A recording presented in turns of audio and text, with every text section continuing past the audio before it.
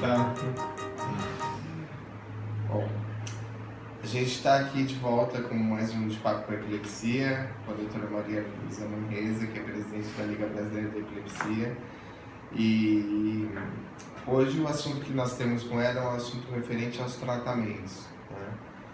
E como, de maneira geral, né, o assunto dos tratamentos em relação a medicamentos, tratamento cirúrgico e outros tratamentos, e como é para o médico isso e como é para o paciente os resultados, o que acontece, se é bom, se é ruim, o que está tendo de bom, se tem alguma coisa nova, é isso que a gente está querendo passar, né?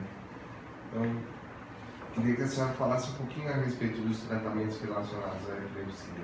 É importante lembrar que a maioria dos pacientes o tratamento é fácil, né? Sim. Muitas vezes você fala, a gente chama o paciente que tem epilepsia de início recente, que é aquele paciente que começa a ter suas crises. Então, nesses pacientes, de um modo geral, o tratamento é mais fácil, mas é importante um diagnóstico correto. Então, você precisa que o profissional saiba o tipo de crise e o tipo de epilepsia que esse paciente tem. E a partir daí ele vai escolher uma medicação. Então, a grande maioria dos pacientes, a gente sabe que se o tratamento for adequado, uma dose adequada e o paciente tomar, não tiver nenhum efeito colateral, ele controla as crises dele. Então, esse é um paciente fácil. Agora, precisa tomar cuidado porque a escolha da medicação tem que ser correta. A dose tem que ser correta. A gente observa isso, a literatura fala, que se usa, tem uma tendência a usar uma dose muito maior do que a necessária. No tratamento inicial. Isso. E isso a literatura está mostrando, que eu acho que talvez fosse uma ideia mais antiga, e atualmente a literatura está chamando muita atenção isso. Inclusive a própria Liga Internacional contra a Epilepsia publicou quais seriam as doses iniciais para cada um dos medicamentos. E a gente vê que é muito mais baixo do que muitas pessoas utilizam.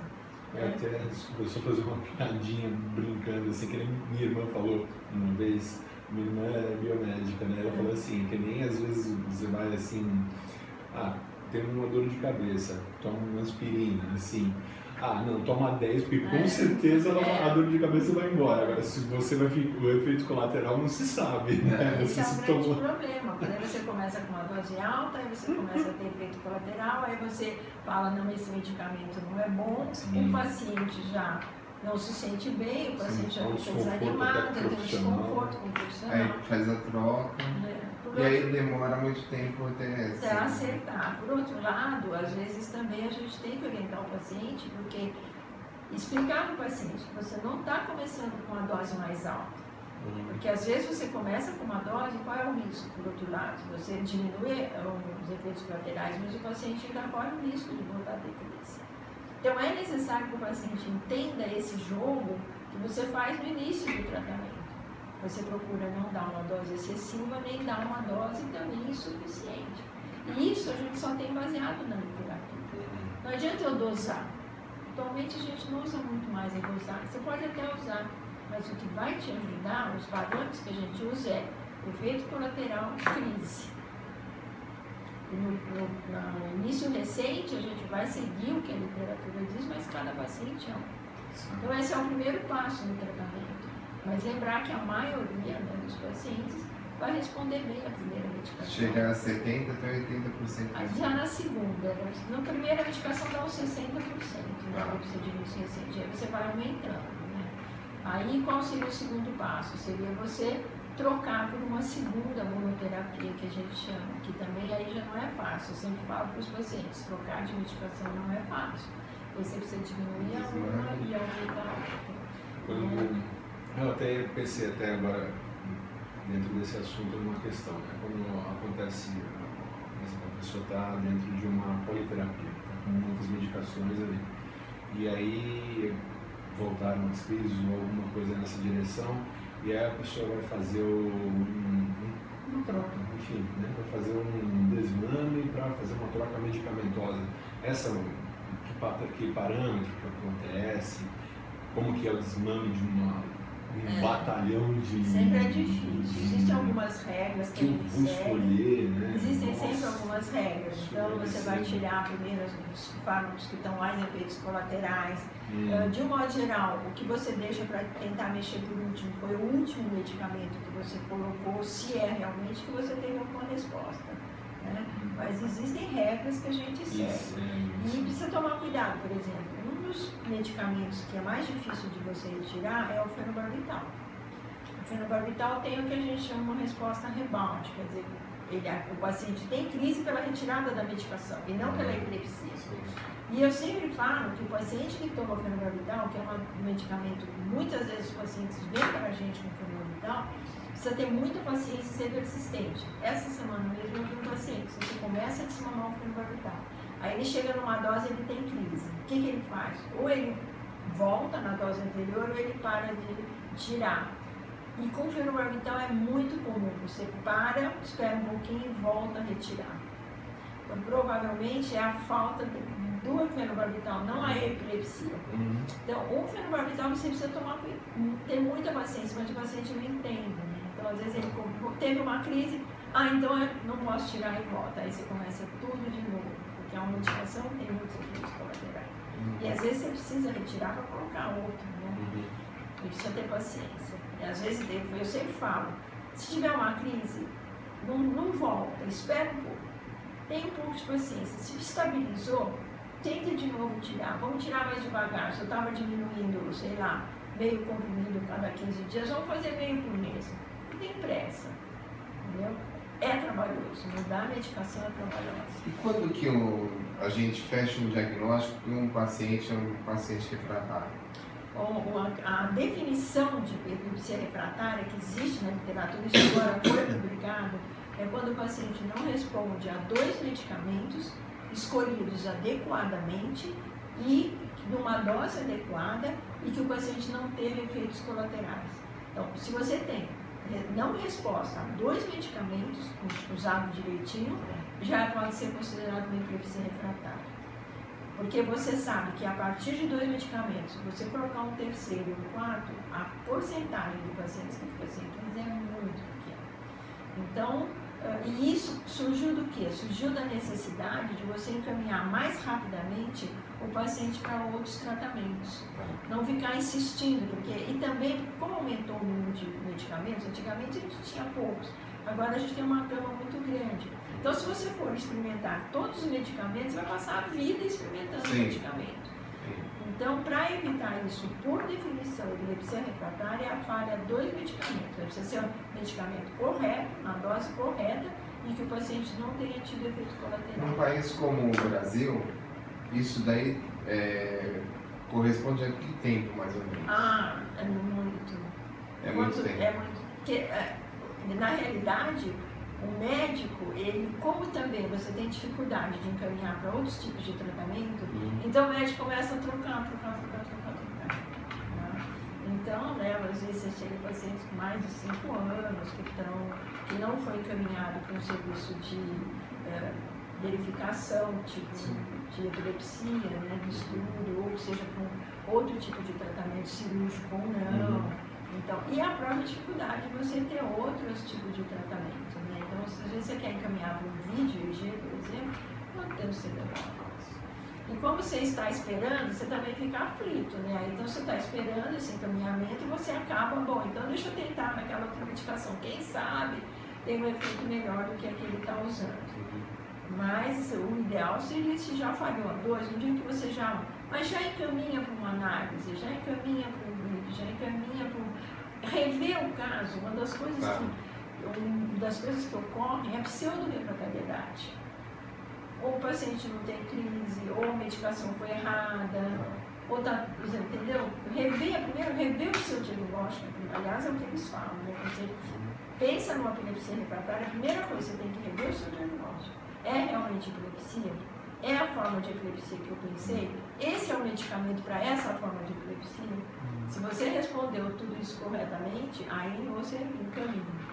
Você não fez nenhum erro na sua introdução. E se a gente pensar no perfil do paciente, né? Por exemplo, todo esse momento que ele está passando, todas essas dúvidas, aflições, tudo. Além disso, utilizando o medicamento, o paciente em si, a questão psicológica e tudo mais, pode influenciar no tratamento medicamentoso? Pode, com certeza, pode. Com certeza pode. O paciente, primeiro ele precisa colaborar. Sim. E depois a gente sabe também que situações de estresse, tudo Sim, isso acaba tudo facilitando, não que seja a causa, mas facilita o aparecimento. Sim, Então, tudo isso você precisa tomar cuidado. Então, por exemplo, existem algumas formas de epilepsia que o paciente, você vê que ele é um paciente que está extremamente estressado. Então, você vai, às vezes, melhorar esse paciente, às vezes até controlar a crise, não é com outro fármaco antiepilético, é uma medicação para ansiedade, um antidepressivo. Então, às vezes, o paciente que está ali, você percebe, às vezes você, tratando esses outros sintomas, ele para de ter crise, isso não é ruim dois. Então, é lógico que eu sempre falo que precisa tomar cuidado, porque esses novos fármacos, eles são de amplo espectro. Então, muitas vezes eles agem em epilepsia e também agem em distúrbios psiquiátricos, né? Então, você precisa ter certeza do tratamento. Isso é importante, porque o paciente às vezes melhora, vamos supor, o paciente que tem uma crise não epilética psicogênica. Então, você dá um estabilizador de humor, um fármaco antiepilético que também é estabilizador de humor, e ele vai melhorar. Mas o paciente precisa ter um diagnóstico. Então, não é o fato de você ter melhorado o paciente que acabou, não. Você precisa ter um diagnóstico. Olha, o seu diagnóstico, por exemplo, você não tem epilepsia, você tem um outro tipo de crise que não. Então, isso é importante. Então, tratar, tudo bem, mas além de tratar, você precisa ter um diagnóstico preciso, um diagnóstico correto. Porque cada um desses diagnósticos, você vai ter um prognóstico, como que você vai conduzir o seu caso, além de todos os estigmas. Sim. Entendeu? Então, isso é muito importante. E a senhora chegou a falar em relação a cada vez mais, hoje em dia, né, se usa menos droga e parte-se cada vez mais cedo para outros tipos de tratamento. Né? Esses tratamentos são os tratamentos cirúrgicos? Quais são os tratamentos? Os tratamentos que a gente teria para avaliar com o paciente, né, seria primeiro um tratamento cirúrgico. Eu acho que é o primeiro. Então, mas é importante que você defina realmente, né? Porque às vezes o paciente tem muita esperança de que ele tenha um tratamento cirúrgico, mas ele precisa ver se o caso dele é cirúrgico. Então não adianta, em alguns casos não são cirúrgicos, às vezes a sequela é pior do que a cirurgia, então esse é o primeiro passo. Os outros tratamentos alternativos seriam a dieta cetogênica, né? Então, às vezes ainda, se você te colocar numa ordem, isso é uma ordem mínima, né, em todos os médicos, eu colocaria em segundo lugar a dieta cetogênica. Então, veja se esse paciente tem um perfil, se ele vai se responder a dieta cetogênica. E o terceiro seria os estimuladores. Algumas vezes, lógico, o estimulador vem antes, mas eu sempre lembro que o estimulador, por menos que seja, é uma cirurgia.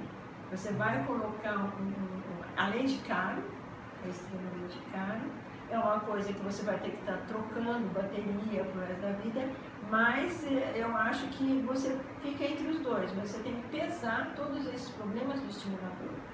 Então, se realmente, lógico, você vê, não, esse não é um paciente para dieta, então o terceiro seria, o outro passo seria o estimulador.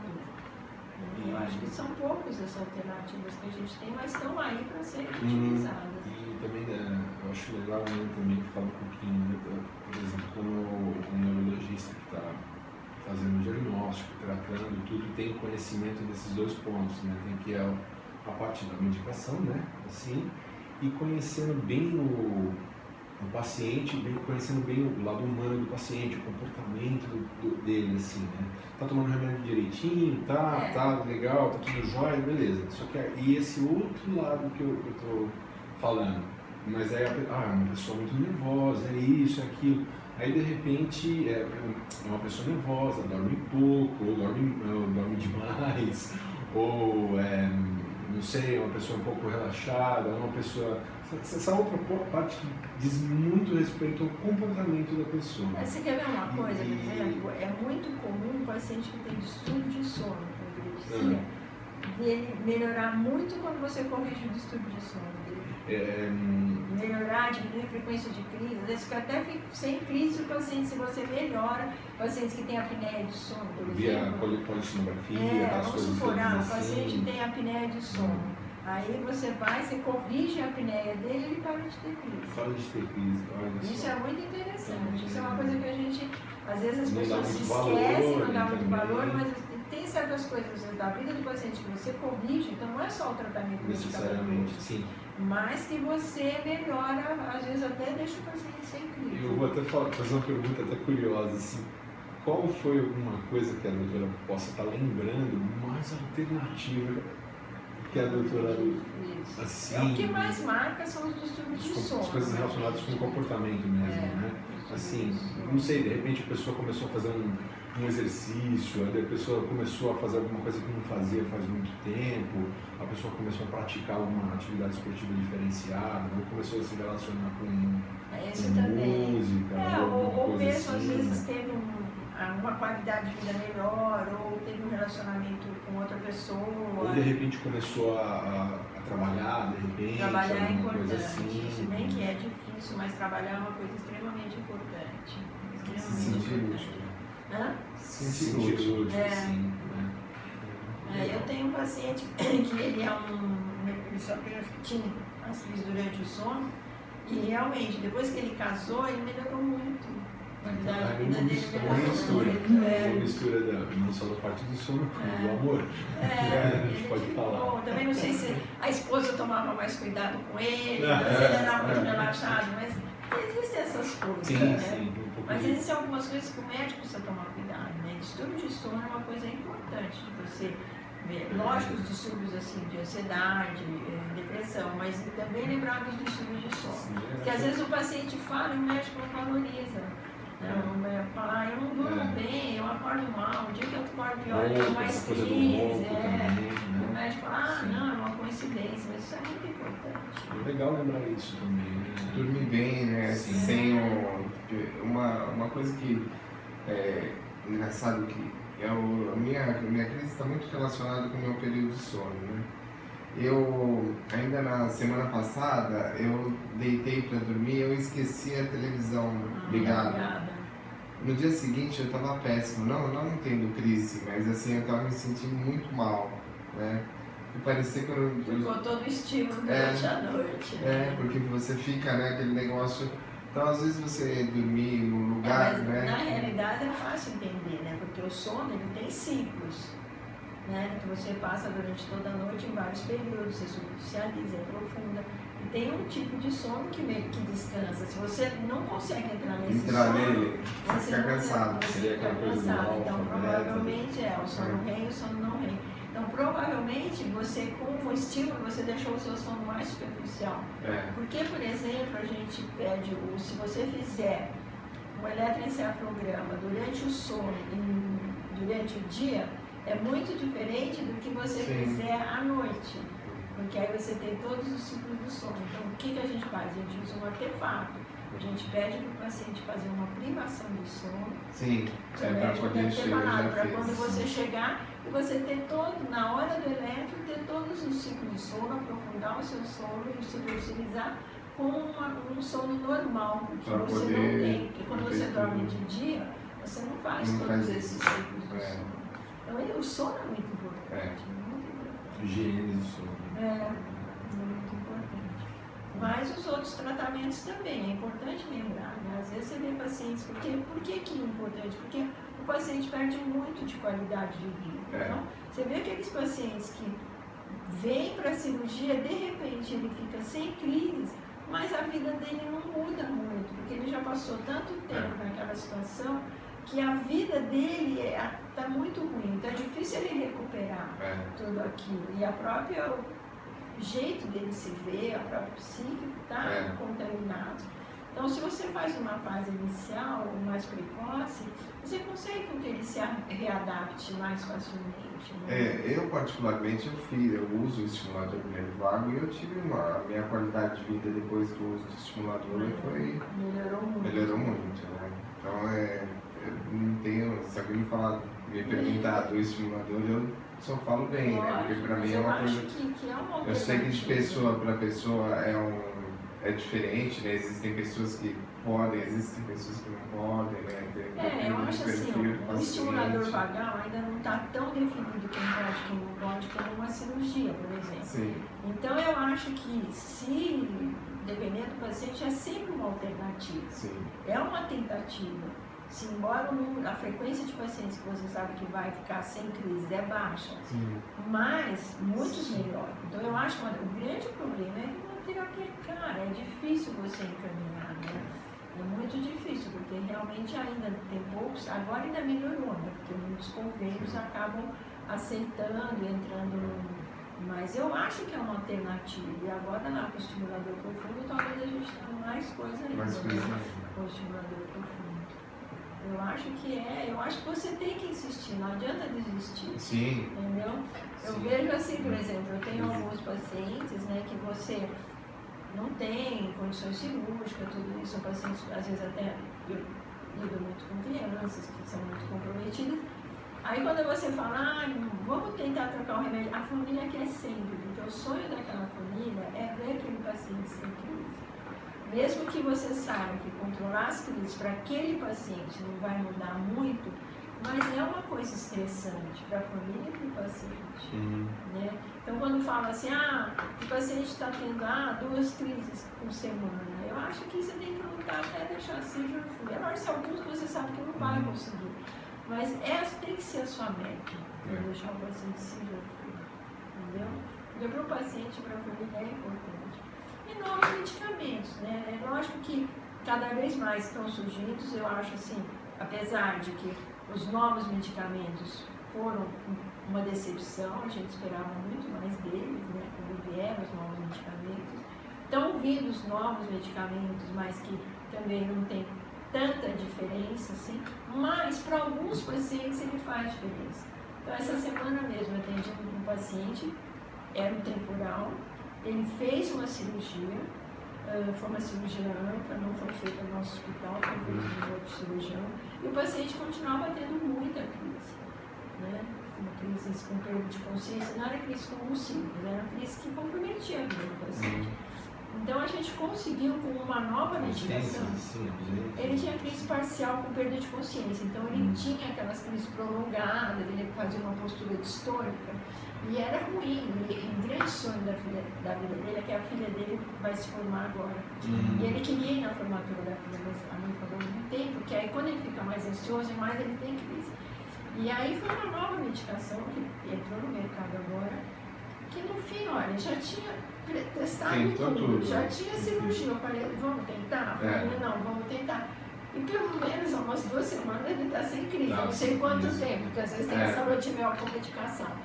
Mas você tem que tentar, entendeu? Uma nova medicação. Então, embora essas novas medicações tenham sido menos do que se esperava, mas para alguns pacientes ela foi boa. Então, eu acho que você depois já tentou tudo, ou não tem indicação cirúrgica, então, vale a pena você tentar mais uma nova medicação. O problema é você não atrasar a avaliação para outros tipos de tratamento, experimentando todos os medicamentos. Mas à medida que você já viu que não tem outra saída, vamos continuar experimentando. O problema é não intoxicar o paciente, você piora, né? Você piora. Então, saber onde é o limite de ir com cada medicação, não deixar o paciente com 5 medicamentos. Mas eu acho que vale a pena tentar, porque essa nova medicação, talvez para esse paciente, você consiga resolver. Eu acho que o que não pode é desistir, né? Eu acho. Eu aprendi isso com as famílias e com os pacientes. Porque às vezes eu vejo, eu sempre falo, né, quando a gente orienta residente, eu sempre falo, vocês têm que tentar, entendeu? Porque você vai ver que isso é muito importante para a família e para o paciente. Né? Eu sempre falo, porque você pegar, ficar 75% de crise. Não, eu acho que o ideal é ficar sem crise. É lógico que você vai saber que tem um limite, mas você não pode desistir.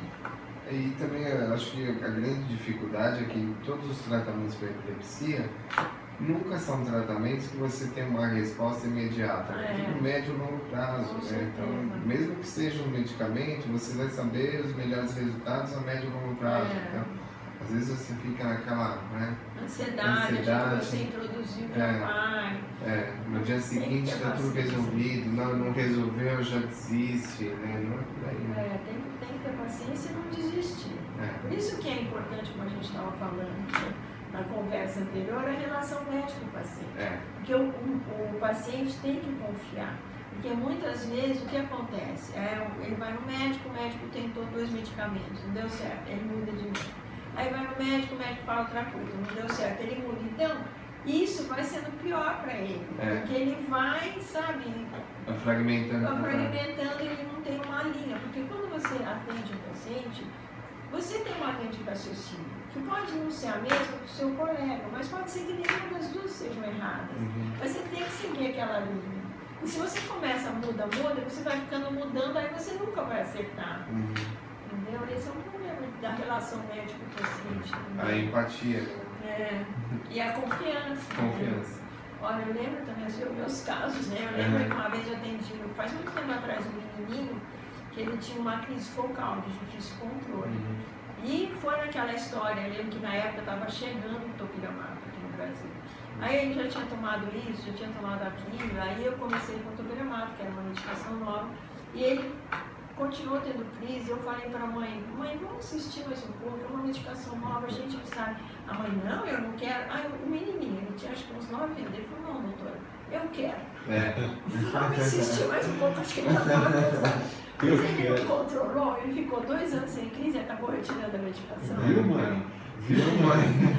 Sabe? Todo mundo dizer que não é sempre assim, mas a gente fica com esses exemplos, Sim, de vocês, às vezes, claro. marcam, né? Mostrando que a realidade é muito variável. Né? Esse caso foi bem interessante, né? Foi um menino que falou, não, mãe, eu quero. A gente passa por várias situações, né? A gente vai aprendendo. A gente aprende com os pacientes, com o tempo também. Isso aí. Mas é isso, mas é não desistir. Insistir, não desistir. Mais alguma coisa que já tem? Não, acho que é isso, né? Queria muito. Hoje foi o 3º vídeo que a gente está terminando, né? Essa proposta que a gente fez de ter convidado a doutora Maria Luísa Manriquez aqui, que é a nossa presidente da Liga Brasileira de Epilepsia. Queria agradecer a presença dela, queria agradecer muito o fato da gente poder estar usando o espaço da Liga Brasileira de Epilepsia aqui para poder estar fazendo esse trabalho, né, da sequência. E como a gente falou logo lá no começo, o grande objetivo é tentar levar informação para as pessoas. Então acho que através das próprias pessoas, né? Então acho que a gente está aqui exatamente por isso. A gente queria agradecer muito. Obrigada a vocês de poder a Liga prestar serviço para as pessoas com epilepsia. E a Liga aqui está sempre à disposição de vocês. Tá bom? Muito obrigado. Obrigado. Tchau, tchau.